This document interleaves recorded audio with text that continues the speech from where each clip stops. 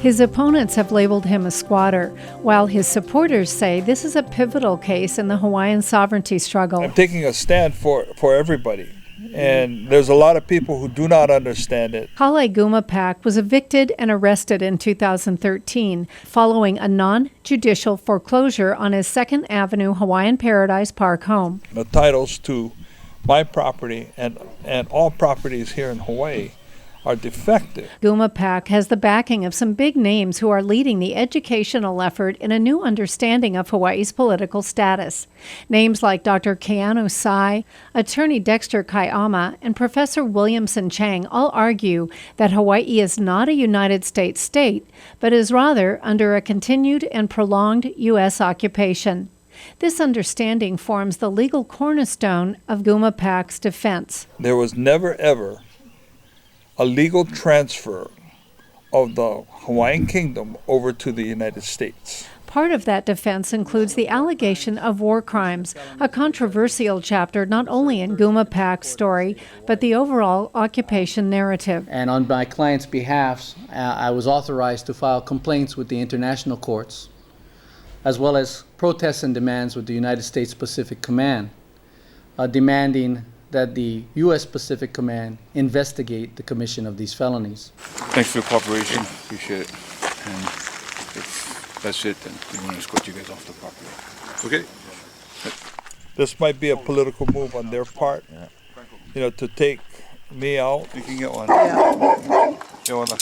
Gumapac was ready to go to trial, but in the summer of 2014, an unexpected development occurred. This video was filmed outside the courthouse in July. We're happy to announce today that the prosecutor's office had dismissed the case against Mr. Gumapac for criminal trespass upon his own property. A few weeks later, more developments. In August, we caught up with Kale Gumapac in Pahoa. I moved back into the house and was happy to be back and thinking that, we'll be able to work all this stuff out.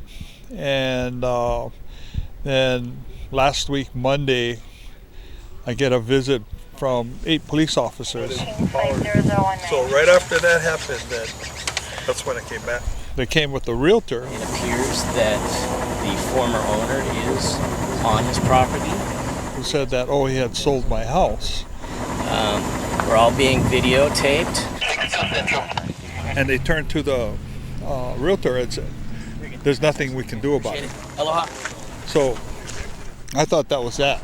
This morning, 2 officers returned with the same issue. And this time, they've got the prosecutor on the phone, and the prosecutor is telling them they have to arrest me. Now, Gumapac says the charges have been dropped again. He gave us the update from his other home in Hawaiian Paradise Park. Gumapac has still not returned to his previous residence.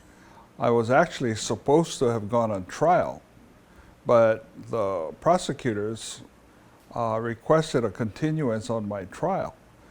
And so the trial was pushed back to January 11th.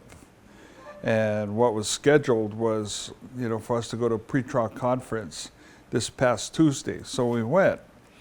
And I went with my attorney, Gary Zamber, and my other attorney, Dexter Kayama, was going to call in. And so while we were there waiting to get into the pretrial conference, the prosecutor calls my attorney, Gary Zamber, over, and he tells Gary that we're going to dismiss a case against your client. And Gary said, well, what's the reason? And so the prosecutor said that they're going to do it because they can't field the witnesses. So they're going to have to dismiss the case and dismiss it without prejudice. So Gary comes over to tell me about it, and I said, I don't want them to dismiss the case. We're ready to go to court. I want to go to court. And so I said, how can we, deny or refuse the, dismissal? And Gary said, we can't, because the prosecutor's the one that brought the case against me, so they can dismiss it and do whatever they want with it. And so what we're going to do is the hearing for the dismissal is scheduled for November 3rd, and let's see, next week. And so we're going to go in to that hearing and argue that the dismissal needs to be done with prejudice, so that I can't get arrested again, because this is the second time that this has happened. Dr. Keanu Tsai heard the news just as he was returning from the United Kingdom, where he had given a presentation at the University of Cambridge. The issue of war crimes is very, very important. When people say no, it's not, well, they're going to get in trouble anyway.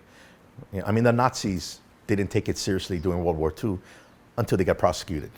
Okay? So what I'm trying to say is people got to be careful. And what took place in the courtroom was an unfair trial. That state of Hawaii court with Greg Nakamura there as the judge, that was illegal. And evidence showed that it's an unlawful entity, and just evidence. Well, they disregarded it, and then they pillaged Cully's home. The sheriff's department actually arrested Cully because I can tell you that one of the sergeants came up to me, because I was actually at the house. I was sleeping over, and I was like, okay, here they come. And I knew a lot of them, so, I know Pat Kawai, my other friend who's a deputy. They're all hugging me as they're coming in, like, oh no, Keanu. So I said, hey, just be careful. Be careful. So this one sergeant tells me, he goes, Keanu, Kali, he wants to take one for the cause. He wants to get arrested for criminal trespass. I told him, what do you mean, take one for the cause? This is a war crime. What Cully's doing is setting you up, because this is his place. It's being pillaged. And he looked at me with a shocked look. I went, bro, you got to be careful with this. This is not like a sovereignty movement. There are profound consequences here.